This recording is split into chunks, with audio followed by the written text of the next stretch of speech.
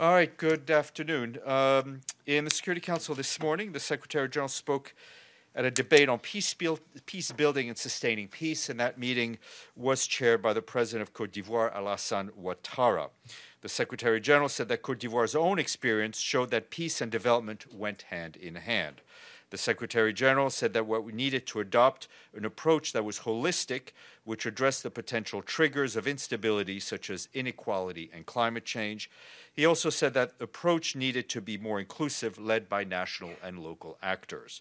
The Secretary General stressed the role of partnerships with regional and sub-regional organizations and with international financial institutions to safeguard development gains, strengthen resilience, and build local capacities to prevent and respond to conflicts. His statement is online. And as you just heard the Secretary General mentioned in his remarks to strengthen partnership between the African Union and the United Nations. In line with that, just want to let you know that tomorrow the Secretary General and the Chairperson of the African Union Commission will sign a joint declaration on the partnership between the two organizations. That ceremony should take place at 1:30 p.m. tomorrow. And if you're interested, I think we can give you share with you embargoed copies of what will be signed. And in Geneva, the initial roundtable in the meeting on Western Sahara, convened by the Secretary General's personal envoy for Western Sahara, Horst Kohler, got underway today. Delegations from Morocco, the Frente Polisario, Algeria, and Mauritania are present for this initial meeting, which is scheduled to last until tomorrow. And the UN Interim Force in Lebanon, their force commander, Major General Stéphane Del Col, today chaired a regular tripartite meeting with senior officers from the Lebanese Armed Forces and the Israeli Defense Forces at the UN position in Ras al-Nakora. This included discussions on IDF activities south of the Blue Line looking for suspected tunnels. The meeting, which had been scheduled before yesterday's start of the IDF operations in Northern Front, provided a forum to present and discuss issues related to the ongoing IDF activities to ensure that overall calm prevails in the weeks ahead. Major General Del Col emphasized the critical role of the UN forces liaison and coordination mechanism in mitigating tensions through continuous communications. He encouraged both sides to avoid misunderstandings and ensure that security and stability along the Blue Line is maintained and reinforced. The force commander stressed the importance of ensuring that UNIFIL has full access to all locations along the Blue Line, and he appealed for the support of the parties in reducing the high level of rhetoric. At a meeting, it was also agreed that UNIFIL would send a technical team to Israel on December 6th to ascertain the facts. That would be tomorrow. And on Syria, we're continuing to receive disturbing reports of ongoing hostilities affecting the civilian population in Syria's southeastern Deir ez-Zor governorate.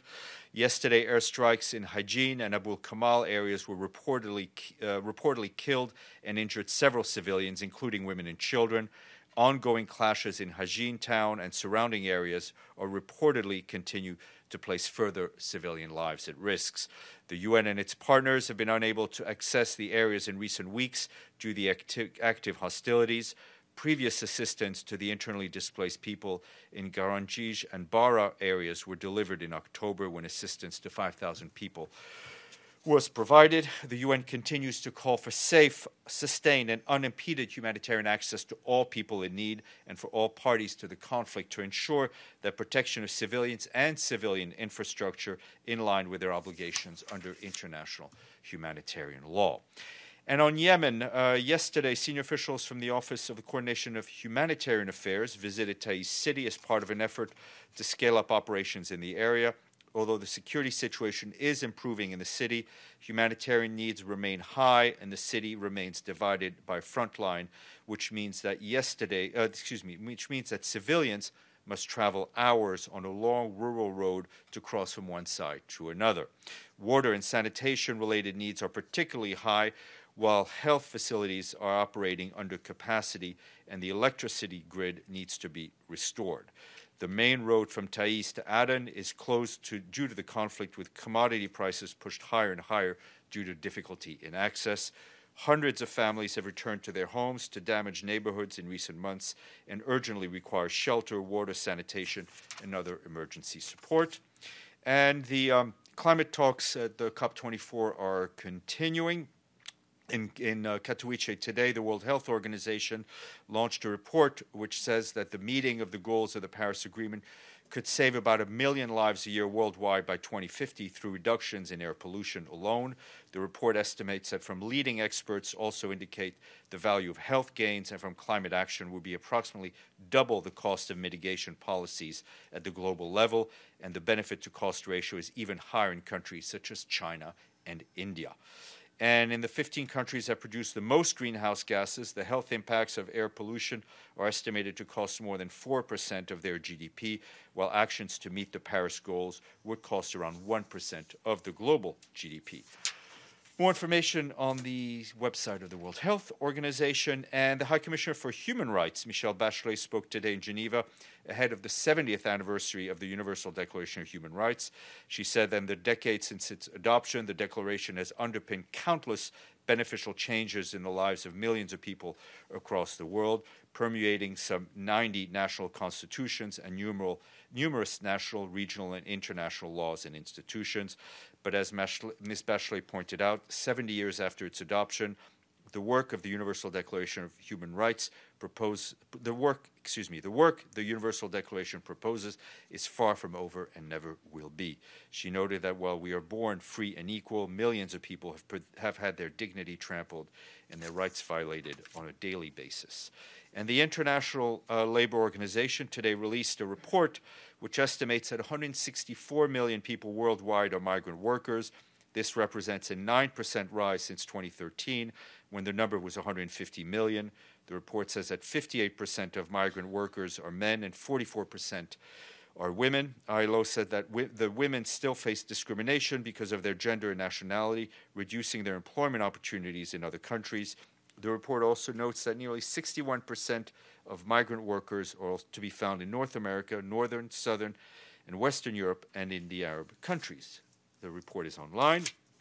And today we have 2 days today. Do we know what those days are? Wednesday? Okay, that's 3 days then, I guess. In one that brings us closer to the ground, today is World Soil Day. This year's theme is Be the Solution to Soil Pollution. Soil pollution degrades our soils, poisons the food we eat and the water we drink and the air we breathe. Most of the pollutants originate from human activities such as unsustainable farming practices, industrial activities and mining, untreated urban waste, and other non-environmentally friendly practices. The theme draws attention to how governments and business help ensure food security. And today is also International Volunteer Day. And in a tweet, the Secretary General thanked the more than 1 billion volunteers worldwide for dedicating their time, skills, and passion to make the world a better place. This year, the day celebrates volunteer efforts that strengthen local ownership and the resilience of the community in face of natural disasters, economic stresses, and political shocks. And we have reached the number 150 in our honor roll. If anybody can guess which country paid today. G. Ghana. Who said Ghana? All right. Well, if you have a question, you may ask it, or you may yield it to somebody else. All right. Okay. Carol, you're closest to the winner. Yeah. Stéphane, has the Secretary General, would he have any comments to Secretary of State Mike Pompeo's comments in Brussels yesterday, where he questioned whether the UN had lost its way and was faithfully serving its mission? The Secretary General has been a believer in the United Nations and a believer in the multilateral system for a long time now. And I would refer you to the very eloquent remarks he delivered at the Paris Peace Summit on November 11th of this year, which was, I think, a very strong defense of multilateralism, the United Nations, its many successes. And I think the Secretary General has also been very clear in addressing the lack of trust we have that there exists in many international organizations, and he's often called for new forms of cooperation with other international regional organizations, what he likes to call a network multilateralism. Yes? Thank you, Stéphane. You must be tired of this question, but I have to ask. No, we have nothing's come in the mail today. Former Secretary General Ban Ki-moon acted without any request or mandate when he set up a commission of inquiry into the killing of 150 people back in 2009 in Guinea. So I was just wondering what makes the Khashoggi case different from what happened in Guinea? I'm not particularly familiar off the top of my head with the details of the Guinea case. I will look into it, but I would refer you to the answers I've given the past days on this issue, and our position remains unchanged. Mr. Barda. Thank you, Steph. The Secretary General must be very happy that two peace negotiations are happening today in Sweden and in Geneva. On the Western Sahara issue, what's the expectations that the Secretary General have regarding the participant parties, especially from the Algerian part and Mauritania? First of all, I mean, the Secretary General is very pleased that the four parties I mentioned have accepted the invitation for Mr. Kohler. That's already a very big step. This is an initial roundtable.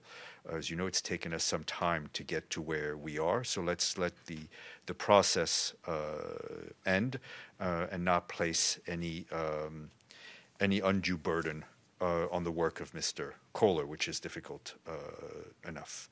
May I ask also on Lebanon and on the tunnels? Today, the Speaker of the Parliament in Lebanon met with the LAF and the UNIFIL commanders together, and thereafter just said that Israel provided no evidence that there are tunnels across the border or under the blue line between Lebanon and Israel. Do you have any comment on that?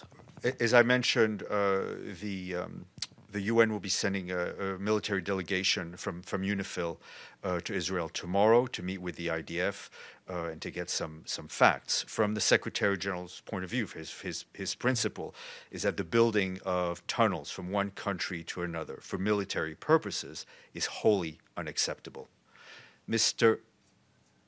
Benny, and then we'll go to Mr. Follow Klein. up on that. Yes, sir.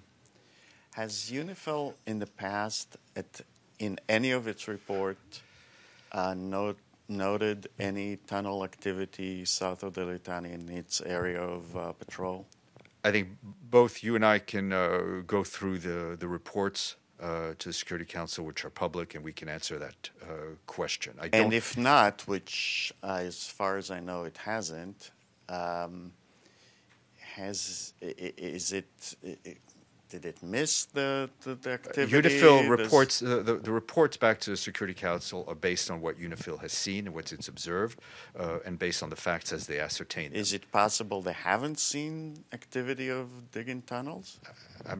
I'm not going to go down the road of speculation with you, Benny.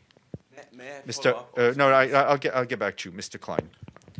Yes, the Secretary General, and now in the readout you mentioned WHO, have talked about the long-term economic benefits that can be gained in addressing climate change versus not doing anything.